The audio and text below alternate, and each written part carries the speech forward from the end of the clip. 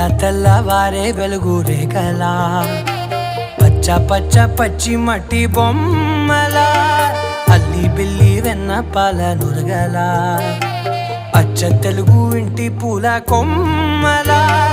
దేవదేవుడే పంపగా ఇలా దేవతే మా ఇంట అడుగే పెట్టెనంట బ్రహ్మ కళ్ళలో కాంతులే మా అమ్మలా మా కోసం మళ్ళీ లాలి పాడేనంట.